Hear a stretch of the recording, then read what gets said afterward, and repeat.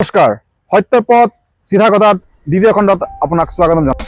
এতিয়া মোৰ মনত এটা প্ৰশ্ন আহিছে, এতিয়া আমাৰ সাধাৰণ কৃষকৰ কথা কিন্তু কোনেও নকয়, চৰকাৰে কয় বাৰু, কিন্তু কাৰ্যক্ষেত্ৰত দেখিছোঁ যিমানটো আমাৰ উন্নতি হ'ব লাগে পুলিটো ধৰক 2-3 বাৰ অনা নিয়া কৰা হ'ল। তেতিয়া কি হ'ল, পুলিটো আপোনাৰ পুলি ভিতৰত যেতিয়া ভৰাই দিয়াৰ পিছত কি হ'ল, তেওঁলোকে নহয় চাওক আজিকালি যুৱচামৰ বিষয়টো হ'ল কি, তেওঁলোক আমাৰ সামাজিক মাধ্যমত জড়িত হৈ গৈছে, কাৰণ বৰ্তমান পৰিৱৰ্তন হৈছে, একদম সাংঘাতিক ধৰণে পৰিৱৰ্তন হৈছে, আৰু এই পৰিৱৰ্তনক আমি গ্ৰহণ কৰিবও লাগিব। ভাল লাগে, বৰ ডাঙৰ কথা। এতিয়া হ'ল কি, মটক সকলোকে ধন্যবাদ জনাইছোঁ। এই হিচাপতে সকলো জাতীয় দল সংগঠনক ধন্যবাদ, বিশেষকৈ ধৰক সত্যৰ পথত চিধা কথা, যিটো এটা আপুনি অনুষ্ঠান আপুনি আৰম্ভ কৰিছে। আজি আপুনি প্ৰথম অতিথি কিন্তু আমাৰ। হয়, এতিয়া কথাটো হ'ল কি, আপোনাৰ সেই অনুষ্ঠানত প্ৰথম অতিথি হিচাপে আমাক ৰখাৰ কাৰণে মই ধন্যবাদ জ্ঞাপন কৰিছোঁ। আপোনাকে ধন্যবাদ। আৰু দ্বিতীয় কথাটো হ'ল কি, সমাজত সকলো ওলাই আহিব লাগে।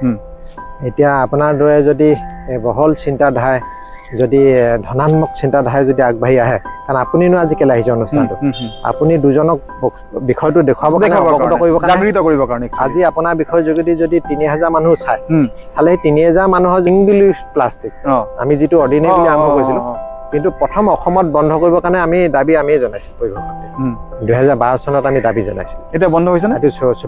এতিয়া হ'ল কি, মানুহৰ চক এই বিষয়টোত কিন্তু চৰকাৰ কঠোৰ হ'ব লাগিব, প্ৰশাসন কঠোৰ হ'ব।